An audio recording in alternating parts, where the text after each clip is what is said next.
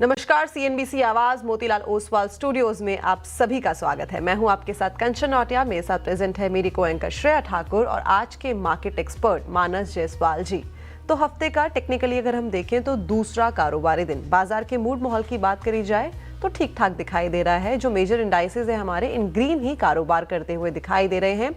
Sector specific बात करी जाए तो ऑयल एंड गैस में एक अच्छा खासा जंप देखने को मिल रहा है, करीब करीब 2.5% का। उसके पीछे का रीजन ये है कि जो क्रूड है उसमें एक अच्छा खासा जो उछाल है वो हमें आता हुआ दिखाई दिया है और उसी के रीजन से यहाँ के जो स्टॉक्स है वो भी रिएक्ट करते हुए नजर आ रहे हैं। ऑटो में आज भी डेफिनेटली एक प्रेशर जो है वो बाउंड अप होता हुआ दिखाई दिया है, बिकॉज जो ईयू ट्रेड डील है उसके चलते यहाँ पे थोड़े से कंसर्न्स बने हुए हैं। लेकिन एक चीज यहाँ पे देखिए, महिंद्रा एंड महिंद्रा कल के सत्र में काफी भारी गिरावट यहाँ पे देखने को मिली थी, लेकिन यहाँ पे वापस से जो गेन्स हैं वो आते हुए दिखाई दे रहे हैं। लूजिंग पॉकेट में आयशर मोटर इस टाइम पे सबसे ज्यादा दबाव बनाता हुआ ऑटो पैक में दिखाई दे रहा है। लेकिन इसके अलावा मेजर इंडाइसेस आज अच्छे ही नंबर्स के साथ कामकाज करते हुए दिखाई दे रहे हैं। लेकिन ये जो हमें मोमेंटम देखने को मिल रहा है पॉजिटिव साइड में, कितना सस्टेनेबल है ये जानते हैं मानस जी से। मानस जी, गुड मॉर्निंग।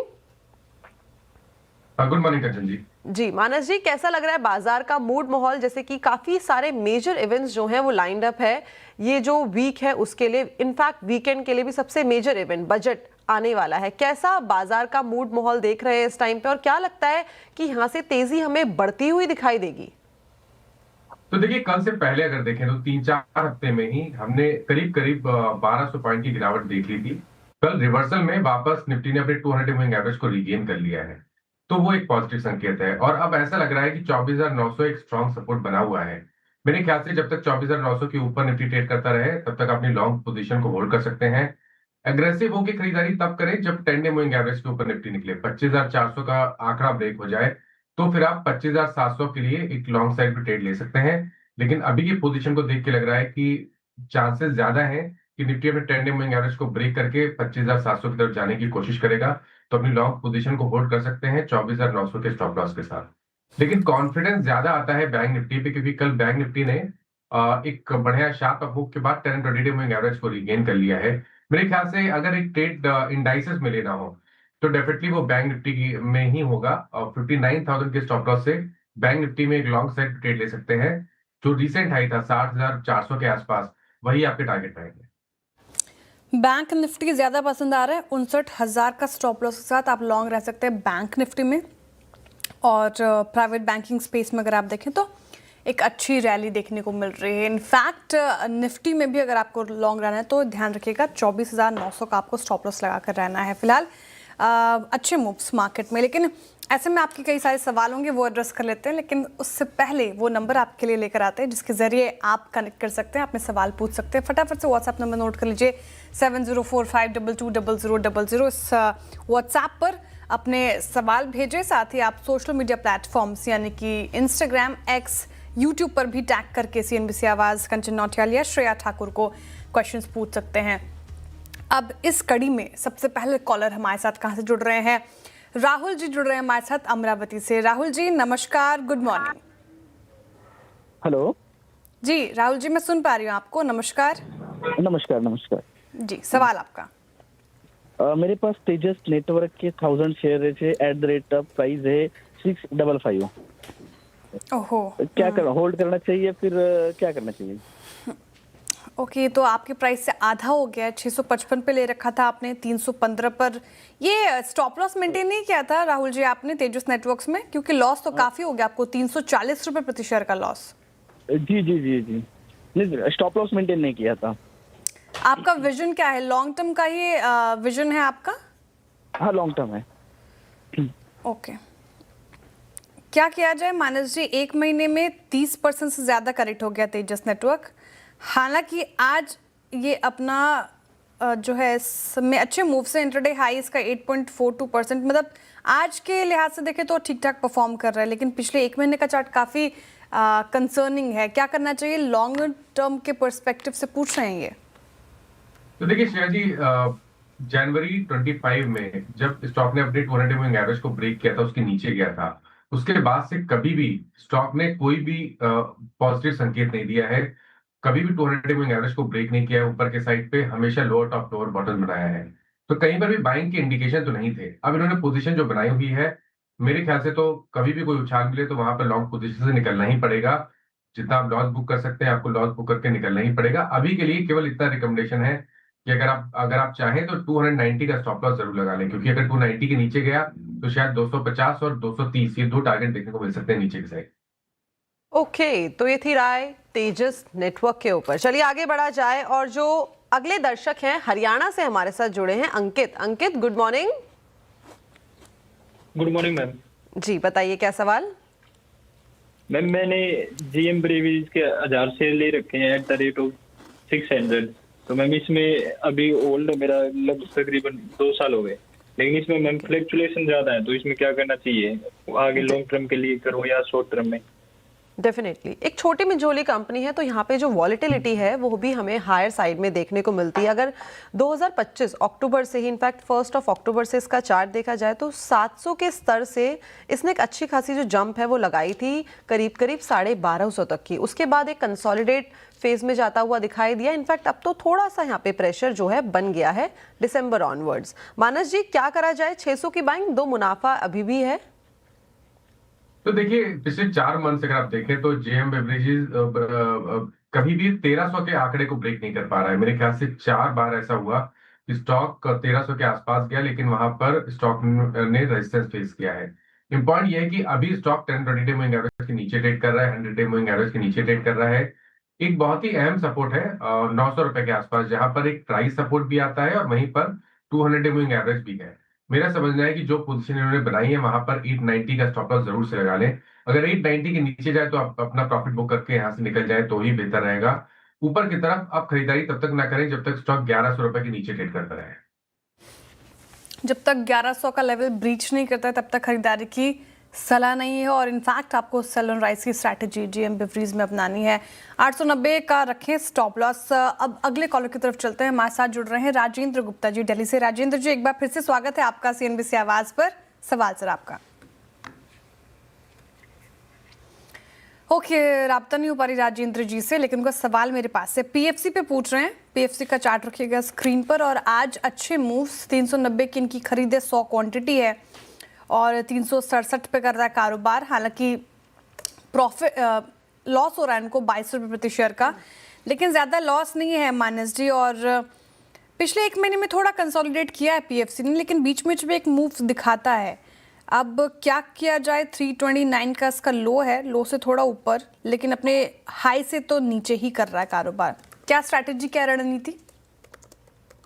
तो देखिए पिछले मंथ ही स्टॉक ने करेक्शन के बाद अपने 200 वीक मूविंग एवरेज के आसपास सपोर्ट लिया, रिकवरी देखने को मिली, और फिलहाल के लिए पिछले करीब 3-4 हफ्ते से स्टॉक कंसोलिडेशन दिखा रहा है। और ये consolidation 10 and 20 day moving average के अराउंड ही हो रहा है। कोई बहुत बड़ी बहुत पॉजिटिव इंडिकेशन नहीं है। तो अगर आप नीचे की तरफ देखें तो 350 पे काफी स्ट्रॉन्ग सपोर्ट भी बन गया है। तो अपनी पोजीशन को होल्ड करें, 350 का स्टॉप लॉस लगा लें। मैं उम्मीद कर रहा हूं कि 100 डे मूविंग एवरेज जो कि 375 है उसको ब्रेक करके 395 की तरफ स्टॉक जाने की कोशिश करेगा। आई थिंक यहाँ पर चांस लेना चाहिए। बने रहिए, 350 का स्टॉप लॉस लगा लीजिए। तो 350 का आपको लगाना होगा स्टॉप लॉस। 395 के लिए आप इस टाइम पे चेस करके चल सकते हैं। चलिए आगे बढ़ा जाए और पुणे से विनय जी हमारे साथ जुड़े हैं। विनय जी गुड मॉर्निंग। गुड मॉर्निंग जी बताइए क्या सवाल।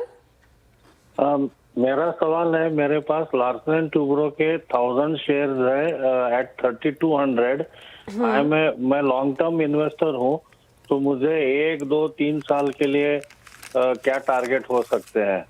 ओके, लार्सन एंड ट्यूब्रो, और आज इसके नंबर्स भी आने वाले हैं, उस लिहाज से भी काफ़ी ज़्यादा ये फोकस में बना हुआ है।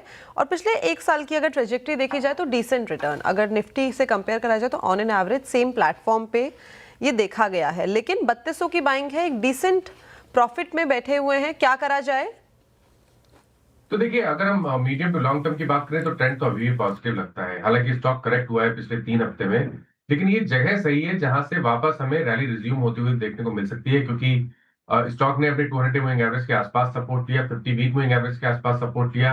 अब अगर ये 3900 के ऊपर जाएगा तो फिर वो कंफर्मेशन होगा एक शॉर्ट टर्म बॉटम का। मेरा समझना है कि यहाँ पर बने रहिए। लोअर लेवल पे बाइंग किए तो कोई बहुत प्रॉब्लम वाली बात नहीं लगती है।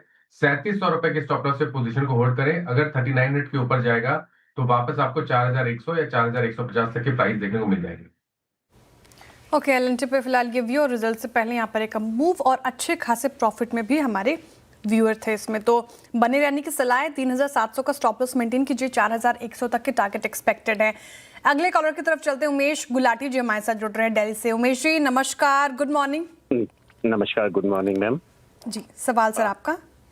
मैम मेरे पास 27 शेयर्स थे 15,400 की एवरेजिंग में। 15,000 बोला आपने? 400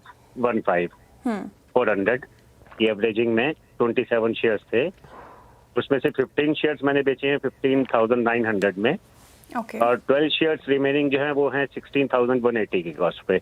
तो फिर से दोबारा कब परचेज कर सकते हैं, किस लेवल तक वेट करना चाहिए मारुति के लिए? ठीक है, तो 16,180 पर आपकी कुछ क्वांटिटी है और तो वहाँ पे थोड़ा तो लॉस हो रहा है आपका, क्योंकि 1480.54 पे मारुति सुजुकी इसके भी नंबर आने हैं आज, और नंबर एक्सपेक्टेड है कि अच्छे ही आएंगे। मानस जी, चार्ट्स पे क्या इंडिकेशन? ऑटो पैक थोड़ा सा अभी बैकफुट पर है, जिस तरीके से समीकरण और खबरें आ रही हैं। पिछले वीक 10% के करीब टूटा ये स्टॉक, लेकिन 6 महीने में अच्छे रिटर्न्स भी दिए हैं 20% से ज़्यादा के। क्या करना चाहिए? इन लेवल्स पर और ऐड कर सकते हैं? तो देखिए, लॉन्ग टर्म का व्यू अभी भी पॉजिटिव लगता है। ये सही है कि स्टॉक ने जो अगस्त में ब्रेकआउट दिया था 13,700 के आसपास, उसके टारगेट ऑलरेडी अचीव कर चुका है। 17,000 के आसपास के टारगेट थे, 17,400 के आसपास के हाईज बने हैं इस बार। पिछले 3-4 हफ्ते में स्टॉक करेक्ट हुआ है, 200 मूविंग एवरेज के आसपास आ रहा है। मेरे ख्याल से अगर आप अपने पोर्टफोलियो में स्टॉक को रखना चाहें और 12 से 15 मंथ होल्ड करना चाहें, तो ये सही लेवल है जहां पर आप कम से कम 25% या 30% क्वांटिटी ऐड कर सकते हैं। फिर थोड़ा वेट करेंगे, क्योंकि रिवर्सल का कंफर्मेशन आए तो ही एग्रेसिव होकर खरीदारी करेंगे। लेकिन ये सही है कि इस लेवल पे 25-30% की खरीदारी मारुति में की जा सकती है। ओके, तो ये थी राय मारुति सुजुकी। फोकस में बना हुआ है बिकॉज Q3 के जो नंबर्स हैं वो अवेटेड हैं। चलिए आगे बढ़ा जाए और बिहार से प्रिया दर्शन हमारे साथ जुड़े हैं। Priya Darshan, good morning. Good morning ma'am. जी बताइए, क्या सवाल? मैम मेरे पास साउथ इंडिया बैंक के 32.5 रुपए पे 303 शेयर है, लॉन्ग टर्म व्यू है मेरा। ओके, लॉन्ग टर्म पर्सपेक्टिव है साउथ इंडियन बैंक, और पिछले 1 साल में क्या मेजर रिटर्न्स यहाँ से आते हुए दिखाई दिए हैं? ऑलमोस्ट जो पैसा है वो डबल होता हुआ दिखाई दिया है। 26 रुपए के स्तर से अच्छा खासा एक मूवमेंट देखने को मिला। क्या लगता है कितना अपसाइड अभी भी बाकी है?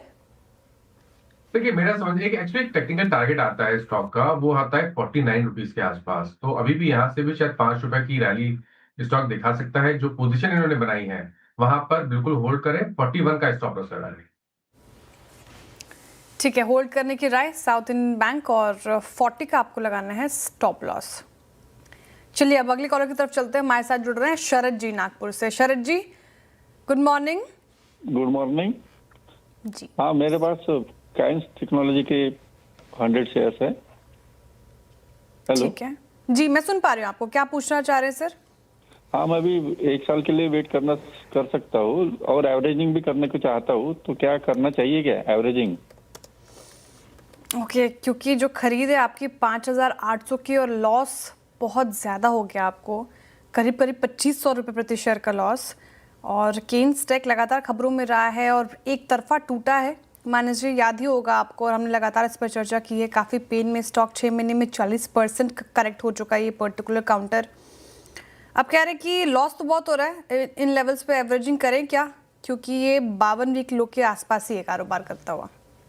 तो देखिए, एवरेज नहीं करना है। उसका रीजन ये है कि एक्चुअली नवंबर में अगर आप देखें, जब 200 मूविंग एवरेज ब्रेक हुआ था, उसके बाद से स्टॉक ने कभी भी कोई रिवर्सल का साइन नहीं दिखाया है। लगातार लोअर टॉप लोअर बॉटम बन रहे हैं, और पिछले करीब मेरे ख्याल से 3 या 4 हफ्ते पहले ही स्टॉक ने अपने 200 वीक मूविंग एवरेज को भी ब्रेक कर दिया, जो कि और भी नेगेटिव संकेत है। मेरा समझना है कि कभी कोई उछाल मिले तो यहाँ पर निकलना ही बेहतर आइडिया रहेगा। आप फिर से खरीदारी कर सकते हैं। अगर 4,100 के ऊपर निकले तो वापस आप लॉन्ग पोजीशन बना लें, बट फिलहाल के लिए क्योंकि ट्रेंड नेगेटिव है, मेरी राय रहेगी कि कभी कोई उछाल मिले 3600 से 3700 की रेंज में, तो वहां पर लॉन्ग पोजीशन से निकलने की कोशिश करें और फ्रेश खरीदारी 41 रुपए के ऊपर करें। ओके, तो ये थी राय केन्स टेक्नोलॉजीज के ऊपर। चलिए आगे बढ़ा जाए और सोशल मीडिया प्लेटफॉर्म पे काफ़ी सारे जो सवाल हैं वो आ गए हैं, उनको भी एड्रेस कर लिया जाए। अगर आपने अपना सवाल अब तक नहीं पूछा है तो आप श्रेया को, कंचन को, CNBC आवाज़ को टैग करके पूछ सकते हैं। अपार्ट फ्रॉम दिस हमारे DM पे भी आप डायरेक्टली अपना मैसेज कन्वे कर सकते हैं पोर्टफोलियो से जुड़ी क्वेरीज।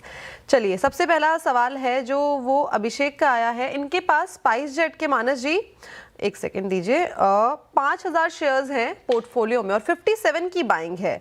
एक साल पहले इन्होंने खरीदारी की थी, लेकिन ये बोल रहे हैं कि लॉन्ग टर्म पर्सपेक्टिव अगर देखा जाए तो ये होल्ड करके चल सकते हैं। क्या करा जाए इस टाइम पे? काफी पिटा हुआ काउंटर है और एक छोटी मंझोली कंपनी भी है। तो देखिए, कोई भी रीजन नहीं दिखता है चार्ट्स पे कि स्पाइस जेट को अपने पोर्टफोलियो में रखना चाहिए। मेरे ख्याल से तो कभी भी कोई उछाल मिले तो यहाँ पर निकल जाना बेहतर स्ट्रेटजी रहेगी, क्योंकि अगर आप medium to long term chart पे भी देखेंगे तो कहीं पर कोई भी रिवर्सल के साइन नहीं है। बीच में एक पुल बैक देखने को मिला था, लेकिन वो सस्टेन नहीं हो पाया। मेरा समझना है कि स्पाइस जेट में कभी भी कोई उछाल मिले तो लॉन्ग पोजीशन से निकल जाए तो बेहतर रहेगा। स्पाइस जेट काफ़ी ख़राब लग रहा है चार्ट्स पे, कोई भी उछाल मिले तो निकलने की सलाह है। अच्छा, बहुत सारे क्वेश्चंस आए हैं। पीयूष कुमार जी पूछ रहे हैं चोला फाइनेंस के ऊपर। चोला फाइनेंस का चार्ट रख दीजिएगा स्क्रीन पर, और इनकी जो खरीद है वो 1722 की है, 1637 पर कर रहा है कारोबार, लॉस झेल रहे हैं ये। पूछ रहे हैं शॉर्ट टर्म या लॉन्ग टर्म टारगेट क्या रहेगा। पहले तो ये बताइए मानस जी कि चार्ट्स पे कैसा लग रहा है चोला फाइनेंस?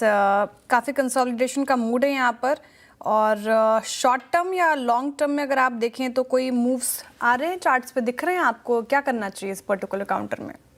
तो देखिए, कोई बहुत क्लियर ट्रेंड नहीं है। हालांकि ये सही कि मंथली चार्ट पे हायर टॉप्स हायर बॉटम बन रहे हैं, तो उस हिसाब से लॉन्ग टर्म के हिसाब से अगर आप बने रहना चाहते हैं तो आप बने रह सकते हैं। लेकिन उस केस में भी 1550 के नीचे आपको स्टॉप लॉस जरूर से लगाना है। अगर 1550 के नीचे जाए स्टॉक तो आपको अपनी लॉन्ग पोजीशन से निकलना पड़ेगा। अगर हम बिल्कुल शॉर्ट टर्म की बात करें तो शॉर्ट टर्म ट्रेंड नेगेटिव है। शायद 1600 रुपए के प्राइस आपको स्टॉक दिखा सकता है। खरीदारी कहाँ करनी है? खरीदारी केवल 1700 रुपए के ऊपर करनी है। अगर 1700 का आंकड़ा ब्रेक करेगा, उसके ऊपर सस्टेन करेगा तो ही खरीदारी करेंगे। उससे पहले स्टॉक में फ्रेश खरीदारी नहीं करनी है। ओके, तो ये थी राय चोला फाइनेंस के ऊपर। अगला सवाल जो है आकाश की तरफ से आया है। मुंबई से हैं आकाश, और इनका सवाल है कोलपाल के ऊपर। इनके पास 500 शेयर्स है पोर्टफोलियो में कोलपाल के, एंड 2671 के लेवल पे बाइंग की गई है, और ये बोल रहे हैं कि एक साल के लिए मैं और होल्ड करके चल सकता हूं, तो क्या होल्ड करना सही है? देखिए, अगर हम ओवरऑल चार्ट्स को देखें लॉन्ग टर्म बेसिस पे, तो एक चीज तो दिखती है कि स्टॉक ने काफी अच्छा करेक्शन दिखा दिया है टॉप से। और इस जगह पर अगर हम देखें तो 2000 से लेकर 1800 इस रेंज में multiple supports long term chart पे दिखते हैं। तो अगर चांस लेना चाहें, हालांकि अभी तक कोई लॉन्ग टर्म चार्ट पे रिवर्सल का इंडिकेशन नहीं है, लेकिन क्योंकि लोअर लेवल पे काफी स्ट्रॉन्ग सपोर्ट है, इसलिए अगर चाहें तो स्टॉक को होल्ड कर लें। टाइम फ्रेम बड़ा रखें, करीब 1 साल का। स्टॉप लॉस लगाएं 1800 रुपए के नीचे। स्ट्रेंथ तब आएगी जब स्टॉक 2250 के ऊपर निकलेगा। 2250 के ऊपर निकलेगा तो फिर आपको 2600-2700 रुपए तक की रैली स्टॉक दिखा देगा। ओके, तो 2250 का जो लेवल है काफी ज्यादा इंपॉर्टेंट है, इसको ब्रीच करना काफी इंपॉर्टेंट है, तब भी जाके हो सकता है 2600-2700 तक के लेवल्स आपको आते हुए दिखाई दिए। चलिए, वक्त हो गया है एक छोटे से ब्रेक का, लेकिन कहीं मत जाइएगा। आपके काफी सारे सवाल हैं जो हमारे पास आ गए हैं और नहीं भेजे हैं, तो अभी भी आप हमारे तक अपने सवाल भेज सकते हैं। Will be back after short break. Welcome back. आप देख रहे हैं ट्रेडर्स हॉटलाइन CNBC आवाज पर, और कुछ सोशल मीडिया क्वेरीज आए हैं, इनफैक्ट उसको हम कर लेते हैं कवर।